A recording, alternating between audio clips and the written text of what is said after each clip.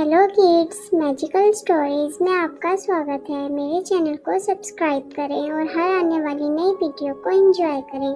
Princess life, शहजादियों की जिंदगी, episode 2। टिंकरबेल और मोआना साथ चली गईं और दोनों चलते चलते ऐसी जगह पहुंचे जहां बहुत ठंड थी। मोआना और टिंकरबेल समझ गए थे कि इस सर्दी का मतलब है एल्सा नजदीक है, लेकिन ऐसा कुछ नहीं था। मोआना और टिंकरबेल उस जगह घूमते रहे, लेकिन उन्हें एल्सा नहीं मिली।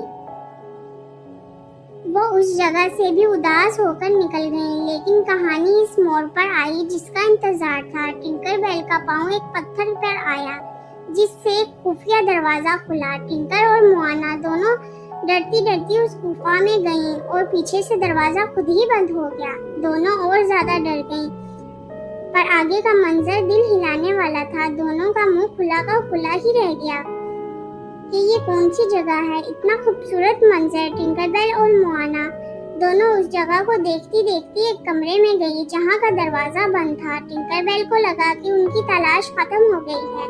मोआना ने खुशी खुशी दरवाजा बजाया और सामने ओनलफ दिखाई दिया, और जब अंदर गई तो वहां सिर्फ प्रिंसेस का पालतू स्टाफ था। मोआना और टिंकरबेल सर पकड़कर बैठ गईं। तब ओनलफ बोला कि हमें नहीं पता कि प्रिंसेस कहाँ गई हैं। हमें यहाँ रहने का बोला था, इसलिए हम में से कोई बाहर नहीं गया। ये बात तो समझ आ गई थी कि सारी प्रिंसेस किडनैप नहीं हुई हैं, अपनी मर्जी से गई हैं। लेकिन सवाल ये था कि आखिर गई कहाँ हैं।